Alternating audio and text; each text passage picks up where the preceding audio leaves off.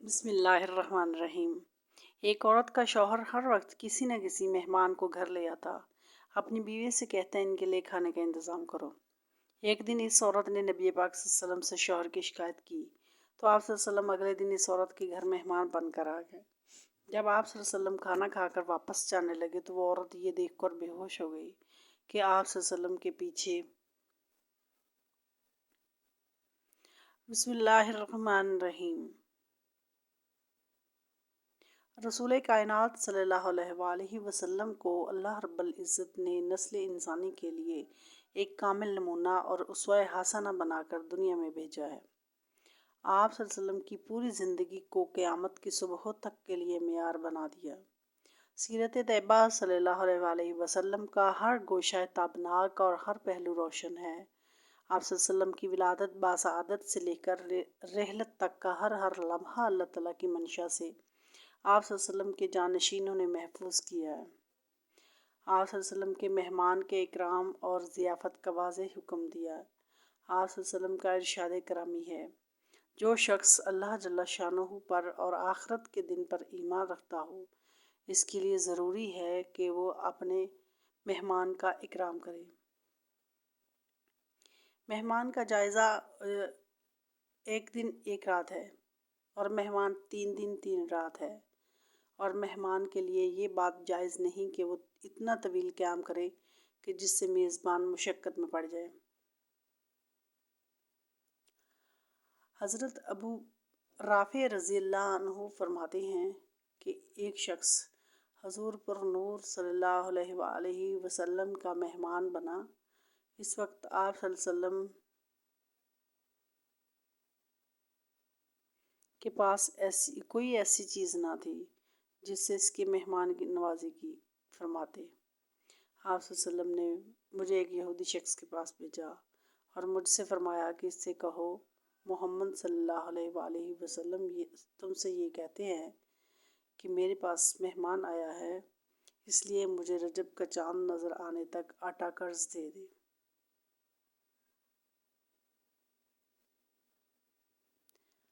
यहूदी ने कहा, इस वक्त तक आटा नहीं मिले जब तक कोई चीज़ रहन ना रखोगे। मैं हज़ूर अक़दस सल्लल्लाहु अलैहि वसल्लम की बारगाह में हाज़िर हुआ और इन्हें यहूदी की बात बताई तो आप सल्लल्लाहु अलैहि वसल्लम ने फरमाया, अल्लाह अज़्ज़ व जल की कसम, मैं आसमान में भी अमीन हूँ, ज़मीन पर भी अमीन हूँ। अगर मुझे आटा कर्ज दे देता या बेच देता तो मैं ज़रूर इसे अदा कर देता। अब तुम मेरे लोहे की ज़रा ले जाओ और इसे रहन रख दो। चुनाचे वो ज़रा ले गया और इसे रहन रख कर आटा ले आया। दीन इस्लाम में मेहमान नवाजी के मुतल्लक जो बेहतरीन असूलों को आयद हैं और जिस शानदार अंदाज में मेहमान नवाजी का हुक्म दिया गया है, इसका ज़िक्र कुरान करीम में भी है और इसकी मिसालें हमें आप सल्लल्लाहु अलैहि वसल्लम की सीरत में बेतहाशा मिलती हैं। कुतुब अहादीस भरी पड़ी हैं। सहाबा रिज़वानुल्लाह अजमईन और उलमाए उम्मत की सीरत भी इस हवाले से बहुत वाज़ेह है और मुसलमानों ने मेहमान नवाजी को अपना शिआर बना रखा है। मेहमान नवाजी अलामात मेहमान में से ईमान में से एक है और तमाम अंबिया अलैहिस्सलाम की सुन्नत है। अल्लाह रब्बुल इज़्ज़त ने कुरान में सैयदना इब्राहीम अलैहिस्सलाम की मेहमान नवाजी का ज़िक्र किया है। सैयदना इब्राहीम बड़े मेहमान नवाज थे। अल्लाह रब्बुल इज़्ज़त का इरशाद है, तर्जुमा, ए हमारे फरिश्ते इंसानी शक्ल में इब्राहीम के पास बेटा पैदा होने की खुशखबरी लेकर आए। उन्होंने सलाम किया। इब्राहीम अलैहिस्सलाम ने भी सलाम किया और बग़ैर किसी ताख़ीर के गाय का बुना हुआ बछड़ा ले आए इनकी मेहमान नवाजी के लिए। इससे मालूम हुआ कि फ़रिश्ते हज़रत इब्राहीम अलैहिस्सलाम के यहाँ इंसानी सूरत में पहुँचे थे और इब्तदा में उन्होंने अपना तारफ़ नहीं करवाया था। इसलिए हज़रत इब्राहीम अलैहिस्सलाम ने ख़्याल किया कि ये कोई अजनबी मेहमान है और इनके आते ही फ़ौरन इनकी ज़ियाफ़त का इंतज़ाम फरमाया। हज़रत इब्राहीम अलैहिस्सलाम का मामूल ये था कि कभी तन्हा खाना ना खाते, बल्कि हर खाने के वक्त तलाश करते थे कि कोई مہمان آ جائے تو اس کے ساتھ کھائیں گے۔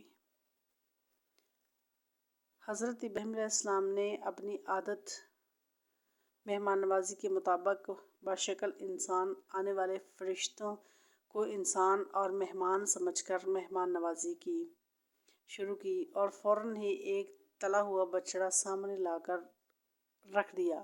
آنے والوں کی مہمانی کرنا اور آداب اسلام اور مکارم اخلاق میں سے ایک ہے۔ انبیاء صالحہ کی عادت ہے کہ جب آپ صلی اللہ علیہ وسلم غار حرا سے واپس آئے تو سیدہ خدیجہ رضی اللہ عنہا نے آپ کو ڈھارس بندھائی اور فرمایا، اللہ کبھی آپ کو رسوا نہیں کرے گا، آپ تو اخلاق فاضلہ کے مالک ہیں، مفلسوں کے لیے آپ کماتے ہیں۔ اور خصوصیت کے ساتھ آپ صلی اللہ علیہ وسلم کی مہمان نوازی کی متعلق سیدہ نے فرمایا، آپ مہمان نوازی کرتے ہیں اور مہمان نوازی میں آپ صلی اللہ علیہ وسلم بے مثال ہیں۔ یہ بات یاد رکھنے کی ہے کہ آپ صلی اللہ علیہ وسلم صرف مسلمانوں اور جاننے والوں کی مہمان نوازی نہیں کرتے تھے بلکہ کفار کی بھی مہمان نوازی فرماتے تھے۔ مہمان نوازی صرف مسلمانوں کے ساتھ خاص نہیں بلکہ اگر کوئی کافر بھی دروازے پر آ جائے تو اس کی ضیافت کرنا چاہیے اور اسے پیٹ بھر کر کھانا کھلانا چاہیے۔ حضرت ابو ہریرہ رضی اللہ عنہ سے روایت ہے کہ نبی صلی اللہ علیہ وسلم کے پاس ایک مہمان آیا۔ وہ شخص کافر تھا۔ رسول اللہ صلی اللہ علیہ وسلم نے اس کے لیے ایک بکری کا دودھ دھونے کا حکم دیا۔ اس نے دودھ پی لیا، پھر دوسری بکری کا دودھ دھونے کا حکم دیا، اس نے اس کو بھی پی لیا، پھر ایک اور بکری کا دودھ دھونے کا حکم دیا، اس نے اس کا بھی پی لیا، حتیٰ کہ اس نے اسی طرح 7 بکریوں کا دودھ پی لیا۔ پھر وہ صبح کو اسلام لے آیا۔ رسول صلی اللہ علیہ وسلم نے اس کے لیے ایک بکری کا دودھ دھویا تو اس نے وہ دودھ پی لیا، پھر دوسری بکری کا دودھ دھونے کا حکم دیا، وہ اس کا سارا دودھ نہ پی سکا۔ تو رسول اللہ صلی اللہ علیہ وسلم نے فرمایا، مسلمان ایک آنت میں پیتا ہے جبکہ کافر 7 آنتوں میں پیتا ہے۔ اسی طرح ایک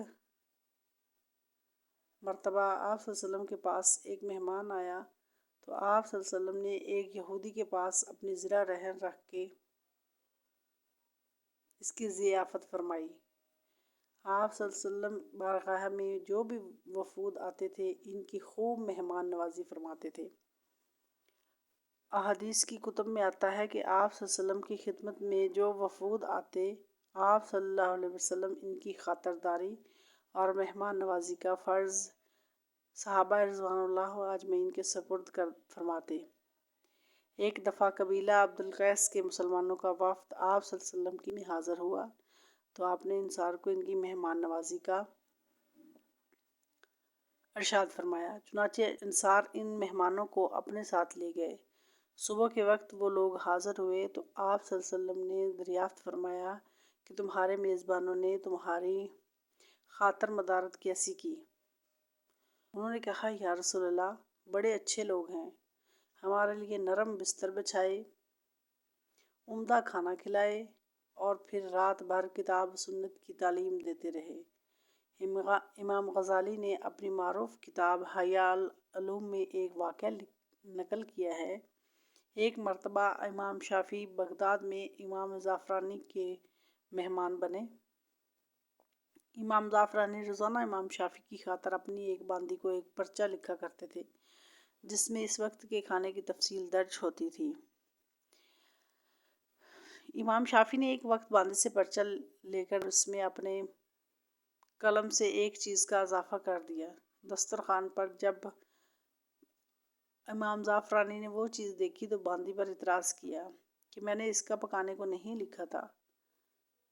وہ پرچہ لے کے آقا کے پاس آئی اور پرچہ دکھا کر کہا، یہ چیز حضرت امام شافعی نے خود اپنے قلم سے اضافہ فرمائی تھی۔ امام زعفرانی نے جب اس کو دیکھا اور حضرت امام شافعی کے قلم سے اس میں اضافہ پر نظر ڈالی تو خوشی سے باغ باغ ہو گئے اور اس خوشی میں اس باندی کو ہی آزاد فرما دیا۔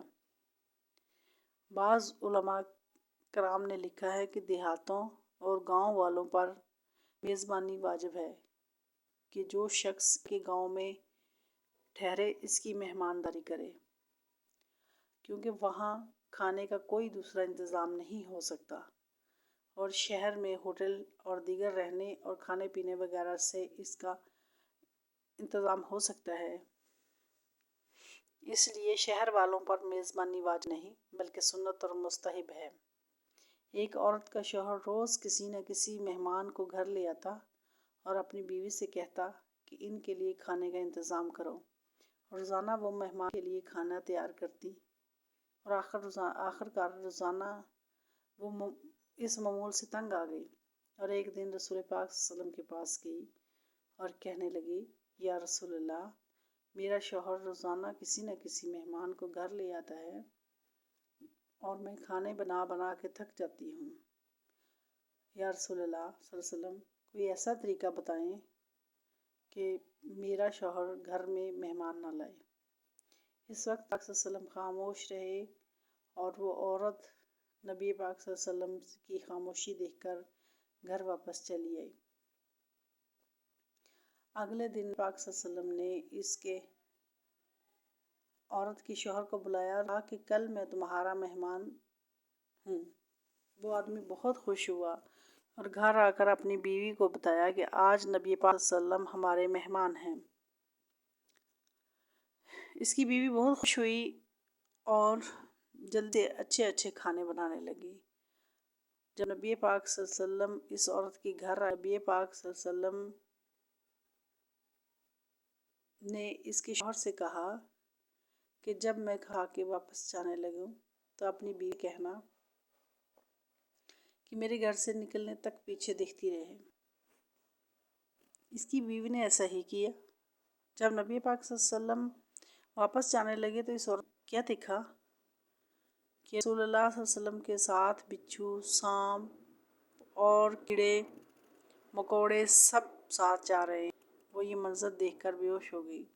اگلے دن وہ پھر نبی پاک صلی اللہ علیہ وسلم کے پاس گئی تو نبی پاک صلی اللہ علیہ وسلم نے اس عورت کو بتایا کہ مہمان نصیب خود لے کر آتا ہے، اور جو مہمان کے لیے محنت کی جاتی ہے اس کے بدلے جب وہ واپس جاتا ہے تو ساتھ اس گھر ساری بلاؤں اور اس گھر کے سارے گناہ ساتھ لے جاتا ہے۔ اس لیے گھر مہمان کی قدر کریں اور حسب استطاعت خوشی خوشی مہمان نوازی ضرور کریں۔ مہمان اللہ کی رحمت ہے جو اپنا نصیب لے کر آتے ہیں۔ انتہائی افسوس کے ساتھ کہنا ہے کہ آپ صلی اللہ علیہ وسلم اور صحابہ کرام بزرگوں کے اتنے شاندار اسوہ ہونے کے باوجود بھی مسلمانوں میں مجموعی طور پر مہمان نوازی کی صفت ختم ہوتی جا رہی ہے، اور جو مہمان نوازی میں تکلفات میں پڑتے ہیں وہ دراصل انہوں نے تمدن اسلامی کی ساکھ کو کھو دیا ہے۔ ہمیں مہمان نوازی میں وزاداری اور بے جا تکلفات نے بری طرح جکڑ لیا ہے۔ ہمیں چاہیے کہ وزا کی بجائے گھر میں جو ماں حاضر ہے اس کو مہمان کے آگے پیش کیا جائے تاکہ مہمان نوازی بھی ہو اور ثواب بھی ملے۔ گھر میں کچھ خاص نہ ہونے کی وجہ سے مہمان نوازی کو ترک کرنا مناسب نہیں۔ آپ صلی اللہ علیہ وسلم اور آپ کے صحابہ کرام و اہل بیت سیرت ہمارے سامنے ہے۔ آپ صلی اللہ علیہ وسلم کبھی بھی مہمانوں کو بغیر مہمان نوازی اور اکرام کے نہ جانے دیا۔ آپ صلی اللہ علیہ وسلم نے بھی سکھایا کہ کس طرح مہمان نوازی کرنی چاہیے اور کتنے دن تک کرنی ہے، اور یہ بھی بتایا کہ میزبان کو کرنا چاہیے۔ ان تمام حرکات سے بچنے کی ترغیب دی، ان سے مہمان کو تکلیف کا احساس ہو۔ یقیناً ایسا کرنے سے باہمی محبت کم ہو، مہمان نوازی ایک رسم بن جاتی ہے جس سے اسلامی اخوت و محبت رشتہ کم ہو جاتا ہے اور معاشرہ تباہی کی طرف جاتا ہے۔ اللہ ہم سب کو ہدایت دے اور مہمان نوازی کی توفیق عطا فرمائے، آمین یا رب العالمین۔ ناظرین، میرا چینل سبسکرائب کریں، بہشتی چینل سبسکرائب کریں، ویڈیو لائک شیئر کریں اور کمنٹ باکس میں 99 ناموں میں سے ایک نام ضرور ٹائپ